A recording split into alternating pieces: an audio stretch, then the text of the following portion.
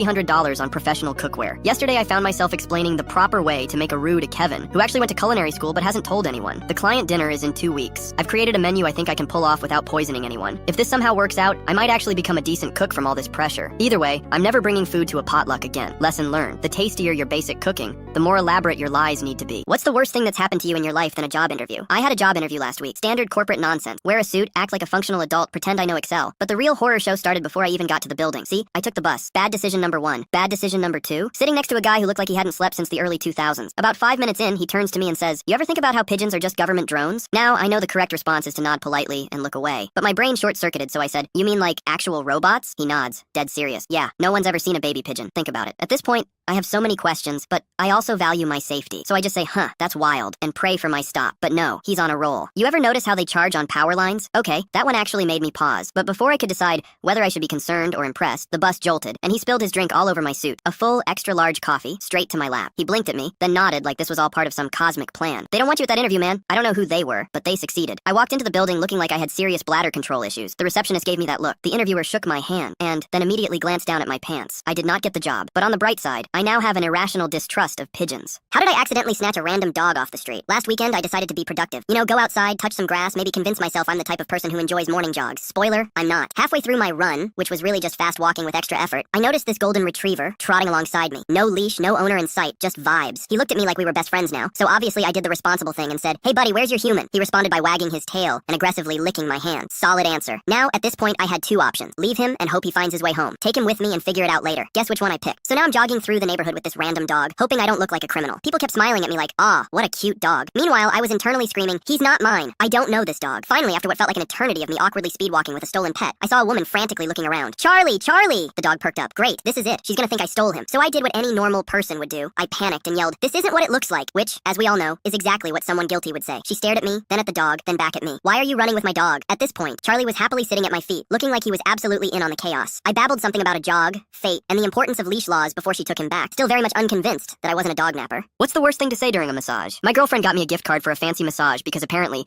I carry too much tension and walk like a stressed out goblin. Fine, self-care. Let's do this. I get to the spa and everything is peaceful. Soothing music, essential oils, a woman at the front desk who speaks exclusively in a whisper. I start to relax. This is nice. This is fine. Then I meet my massage therapist, Greg. Greg is roughly the size of a refrigerator and looks like he could snap a person in half with minimal effort. He tells me to lie down and get comfortable, which is hilarious because the second he starts, I realize I have never been comfortable in my entire life. About 5 minutes in, Greg finds a knot in my back so deep, I'm pretty sure it's where I store childhood trauma. He presses down, and I make a noise that is not human, somewhere between a yelp and a car trying to start in the winter. Greg chuckles. Tight muscles, huh? Now a normal person would say something like, "Yeah, I guess so." But no, not me. My brain, in its infinite wisdom, decides this is the perfect moment to say, "Ha ha ha. Yeah, I store all my stress in my butt." Silence. Greg pauses. I pause. The entire room pauses. I try to correct myself. I mean, like, not in my butt, but, around the general, lower back region. Greg says nothing. He just keeps massaging my very tense shoulders. I spent the rest of the session trying not to die of embarrassment, but at least my back felt great. My dignity, though, permanently damaged. What's the dumbest way I've ever injured myself? I'm at home, minding my own business, when I spot a spider on my ceiling. Now, I wouldn't say I'm scared of spiders, but I am scared of them falling directly onto my face, which feels like an actual threat to my survival. So obviously, this thing needs to go. Now, a smart person would grab a cup and a piece of paper, maybe even let the spider live. I, however, decide to assert dominance. Enter my brilliant plan. I grab a broom, and instead of doing the rational thing, like gently nudging it away, I decide to swing at it like I'm trying to send it into the stratosphere. This, it turns out, is a horrible decision. I completely miss the spider, but I do not miss the ceiling fan. The broomstick catches the fan mid-spin, and in what can only be described as an act of pure vengeance, the fan slaps the broom back into my face with the force of a meteor impact. I stumble backward, trip over my own feet, and in my desperate attempt to regain balance, I wildly flail my arms, only to punch myself in the jaw. The broom clatters to the ground. I collapse next to it. Meanwhile, the spider completely untouched, probably laughing. I lie there groaning, while my ceiling fan continues its lazy spin above me, as if it wasn't just an accomplice in this assassination attempt. Then, because the universe loves adding insult to injury, the spider casually rappels down, landing right next to my face. That's when I knew I had lost. And that's also when I decided that spiders can just have the house. How I ended up locked in my own garage. There I was, feeling all proud of myself for finally getting around to cleaning out the garage. It was a total disaster. Boxes, tools, old gym equipment that I swear I was going to use again one day. But I was determined to make it look like a functional space. In my mind, I was basically Marie Kondo meets a guy who's been avoiding this project for a decade. I had a plan, get everything cleaned, organized, and maybe even make space for my car. Simple, right? Wrong. I start by clearing out the piles of junk, feeling like I'm conquering the world. That's when I spot the push broom, stuck behind a shelf. No big deal. I pull it out, but then bam, the shelf tips over and smashes into the garage door button. Now this wouldn't be an issue if the garage door opened, but it doesn't. Instead, it closes. I'm standing there broom in hand. hand, watching the door come down. I rush to stop it, but it's already halfway closed. I hit the button to open it again, but nothing happens. I check the remote, it's not working. The keypad? Dead. Panic starts to set in. I try to open the door manually, but it's stuck. That's when I realize I'm locked in. Now I've watched enough action movies to know that the best way to escape is to stay calm, but I'm not calm. I'm just standing there trying to figure out if I'm going to have to live in the garage forever. Finally, after what feels like an eternity, I call my neighbor who has to come over and manually unlock the door for me. What's the worst way to try to impress someone with your dance move? I was never a dancer. That was pretty clear from my first attempts at school dances, where I stuck to the wall like a nervous cactus. But when my friend Sarah mentioned she was going to a club and asked if I wanted to join, I thought, this is my chance. I'll show her I've got moves. I had no moves, but I wasn't about to back out now. I watched a few YouTube tutorials, practiced in my room, thankfully no one was home, and convinced myself I was ready for the spotlight. The night came, and we arrived at the club. The music was pounding, the lights flashing, and Sarah was already dancing like she had a personal connection to the beat. I was still standing there, nervously shifting from foot to foot, watching her enjoy herself. She noticed. Come on, let's dance. I froze. I'm just getting warmed up. Then, I stepped into the center of the dance floor. I tried a move I'd seen in a tutorial, kind of a hip wiggle combined with a spin. My spin turned into an awkward stumble, and I kicked the air, like a baby giraffe. Sarah's face went from excitement to confusion.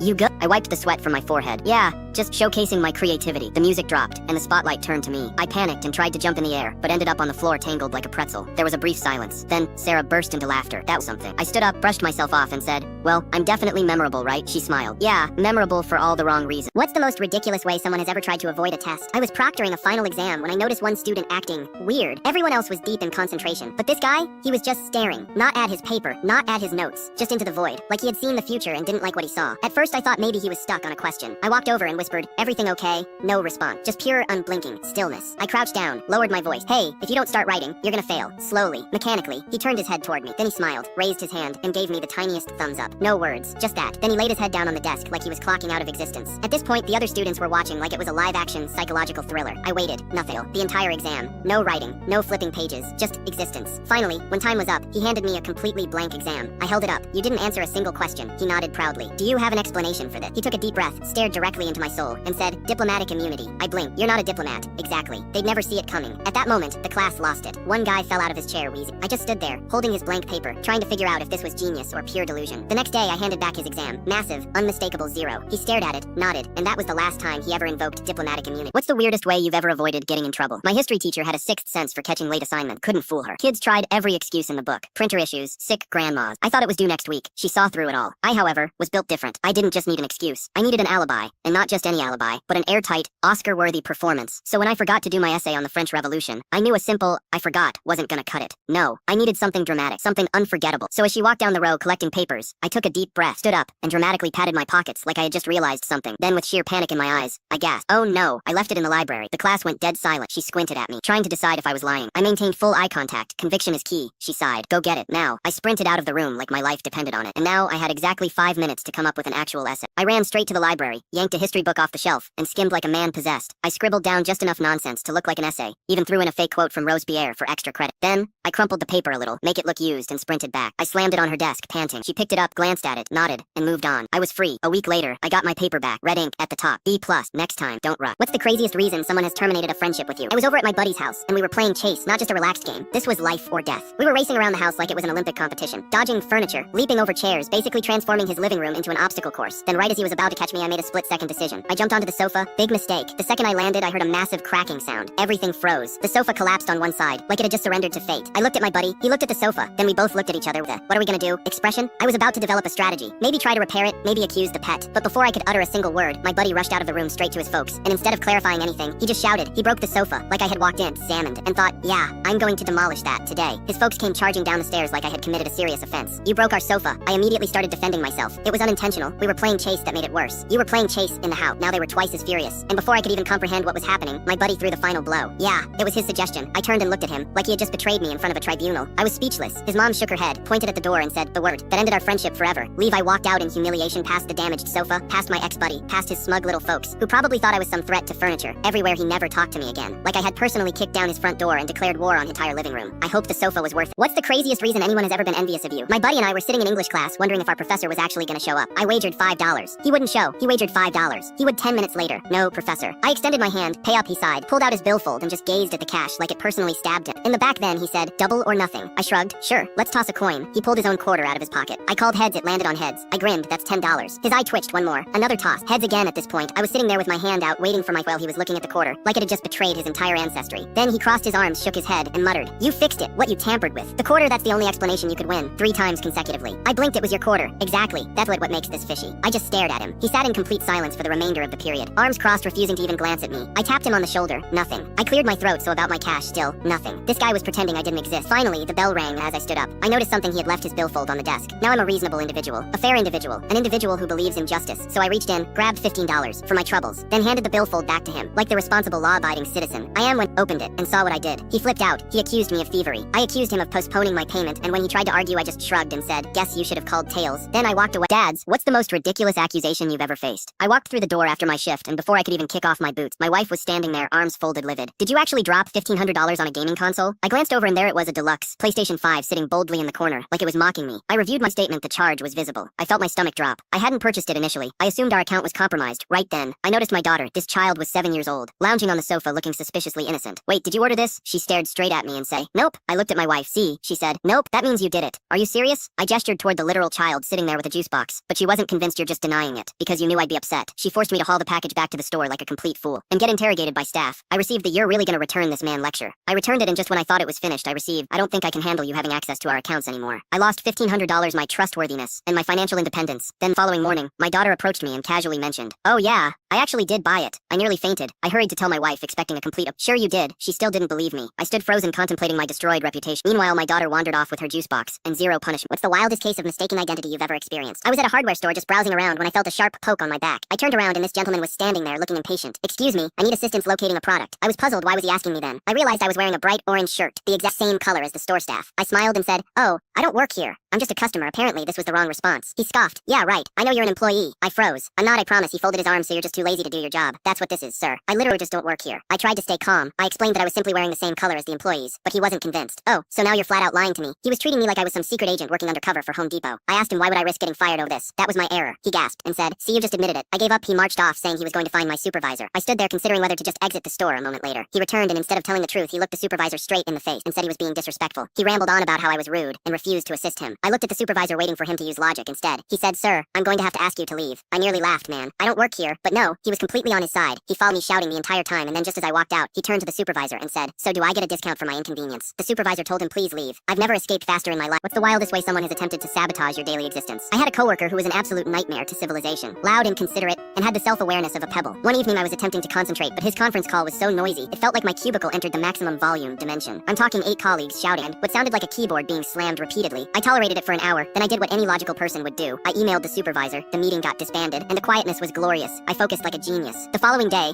I got interrupted at 2 p.m. by a stern tap on my shoulder. I turned to see 2 managers. "Sir, we've received complaints about disruptive behavior coming from your workstation." I stared from my workstation. I had been silently typing, like completely in the zone. Then I noticed him, my coworker, standing behind them, shaking his head, like he was disappointed in me. "Manager, I really hate to report, but it's been happening all afternoon." He even did the fake. "I'm just a dedicated employee." Sigh, dude, you were literally hosting an entire convention in your area. 24 hours ago, the manager was beginning to believe him. I could see it unfolding in real time, so I smiled. "Give me 1 second." I pulled up my desk, camera, recording scrolled through the entire day, not a single disruption. The managers examined the footage. Then at both of us, he started perspiring. Well, maybe the manager turned to him and said, "Deceive us again and you're facing termination." He froze, then he did the slowest retreat, back to his desk. I stood there observing him. The managers departed. I leaned against my chair, adjusted my glasses, and then whispered, "Hey, keep it professional over there." He slammed his laptop shut. Never saw him lead a conference again, but I did see his resignation. Letters circulate a few weeks later. Guess he didn't appreciate the workplace anymore. Parents, what's the most unexpected way your child has tried to be helpful? I was getting annoyed because nobody in the house was helping with housework, laundry stacked up, and I felt like I was the only one doing anything. So I gathered my children and gave them a speech about responsibility. They actually promised to help. I was hopeful. Maybe this was the beginning of something positive. A few days later, I pulled into the garage with a full cart of shopping before I could even unbuckle my seatbelt. My daughter rushed outside. "I got it, Mom. I'll carry everything in." I thought, wow, maybe that lecture actually worked. I walked inside to start organizing things. Then heard it, plastic, cracking, liquid splashing. I ran to the garage door and I nearly fainted. The entire driveway was covered in shopping cereal boxes, smashed eggs, splattered across the concrete, a bottle of grape juice seeping into a bag of flour, and in the middle of the mess was my daughter, sitting there completely motionless, like even she couldn't believe what just occurred. I took a deep breath and asked what happened, and this child without hesitation points at the cat and says, "The cat bumped into me and I tripped the cat, who was literally sleeping in her bed in the kitchen again." It was the breeze. The breeze, I told her. "Look, just tell the truth." "I won't be angry," she insisted. Said she absolutely did not attempt to carry every single bag at once. I gave her one final chance. "Tell me the truth or you're grounded." This child stared at me and went, "I did nothing wrong." Sighed. "All right, 1 week. No phone, no internet." Then she started sobbing. I was now out an entire shopping trip, and I had to handle a child crying about losing phone privileges. My daughter, she still claims the cat did. What's the dumbest way you've seen someone try to score free stuff? Me and my buddy heard this burger joint downtown hooks you up with a free meal on your birthday. No strings, no sign up, just show up and claim it. So naturally, we hatched the ultimate scheme. We walk in and the cashier is this laid back dude, barely glancing at at us. My buddy goes, "Hey, it's my birthday." Today the guy doesn't even blink, just nods and starts prepping a massive burger meal. We're inches from glory when he casually says, "Alright, let me see your ID real quick." Oh, my buddy panics. Then hits him with, "It's in my car, I'll grab it." The cashier just stares. "Cool, go get it." My buddy walks out, waits like 20 seconds, comes back in, looking devastated. "Dude, I can't find it." The cashier flips from chill to full-on detective mode. "You're lying to me." We're just standing there like, "Yeah, but why is he so pressed?" Then he storms to the back. We think he's just venting to his coworkers, maybe whine about people scamming for free food. Nope, he called the cops. Now we're stuck in a burger joint waiting for actual police over a free meal. The cops walk in and the cashier starts yelling they lied. They tried to scam free food. The cop just stares at him. They said it was his birthday. Yeah, pauses and the cashier realizes mid-rant. He just called the cops over two guys lying for a burger. The cop says, "Don't waste our time again," then looks at us and says, "Don't come back." They kicked us out, but 3 days later it was my buddy's actual birthday. We went back, asked for the birthday deal, and the guy called the cops on us again. What's the funniest way someone made you look like a total fool? I was chilling with my buddies, showing off my brand new gaming laptop, top of the line, expensive, and supposedly indestructible, at least that's what they convinced me. They started raving about this new military-grade material the company used, said it was built to survive anything, even a direct drop from a rooftop. I asked how I could test it, and these two master manipulators didn't even flinch. They looked me straight in the face and said, "Easy, toss it off the balcony. As hard as you can." Now a sane person would have double-checked, maybe looked it up, maybe used their brain. I'm not that person. Marched to the balcony, wound up like I was throwing a fastball, and yeeted my brand new laptop into the void. The second it hit the ground, my heart sank. It landed. Screen side down, my friends instantly went, "Bro, it's fine. It's literally unbreakable." I prayed they were right. I ran downstairs, flipped over, and the screen looked like a spider web on steroids. Completely obliterated. I turned to my friends in shock, and they just shrugged and said, "Oh, guess you got the defective model." Then they lost it. Laughing, these two clowns had set me up. They let me launch my $2,000 laptop off a balcony. Just for laughs, I stood there holding a glorified doorstop while they were rolling on the floor, and then as if destroying my laptop wasn't enough, one of them picks it up, hands it back to me, and says, "Yeah man, maybe try dropping it from higher next time." I've never wanted to commit a felony more in my life. Thankfully, they felt guilty, and chipped in for repairs, but from now on, I'm fact-checking everything they say. How did you accidentally become a public menace? I was at the park trying to fly a kite for the first time since I was 10. It was one of those cheap ones from the dollar store, and I was feeling nostalgic. The wind was perfect, so I got it up in the air almost immediately. I was so proud of myself, but I didn't notice the kite was heading straight for a jogger. It swooped down like a hawk, wrapping the string around her ponytail. She screamed, thinking she was being attacked by a bird or something, and started sprinting. The kite was now flapping wildly behind her like a deranged tail. I chased after her, yelling, "Stop, it's just a kite," but she thought I was a maniac trying to kidnap her. A cyclist saw the chaos and tried to help by grabbing the kite mid-air. Bad idea. The string tangled around his handlebars, and he swerved into a bush. Meanwhile, the jogger was still running, dragging the kite through a picnic. A toddler started crying because the kite knocked over his sandcastle, and his dad yelled, "What the hell is wrong with you?" By now, a crowd had gathered. Someone shouted, "Is this a prank show?" Another person started filming on their phone, narrating like it was a nature documentary. And here we see the wild kite wreaking havoc on its natural habitat. I finally caught up to the jogger, who was now tangled in a bench, and managed to free her. She glared at me panting and said, "Stay away from me, kite guy." The cyclist emerged from the bush, covered in leaves, and muttered, "I just wanted to help." As I slunk away, I heard the toddler's dad say, "That guy's a menace to society." I didn't even argue. I just went home and threw the kite in the trash. Now I'm pretty sure I'm banned from the park for life. What's the most awkward way you've tried to fit in? I was at a party where everyone was talking about their favorite hiking trails. I've never hiked a day in my life, but I didn't want to be the odd one out, so I decided to fake it. Someone mentioned a trail called Devil's Backbone, and I jumped in with, "Oh yeah, that one's brutal. I almost lost a shoe there last summer." Everyone turned to me, impressed. One guy said, "Really? What part of the trail?" I panicked and said, the rocky part?" He nodded like that made sense, so I kept going. "Yeah, and I saw a bear. It was huge, like SUV. The room went silent. Someone asked, "A bear? On Devil's Backbone?" I doubled down. "Yeah, it was gnawing on a log. I had to throw my granola bar at it to escape." A girl in the corner raised an eyebrow.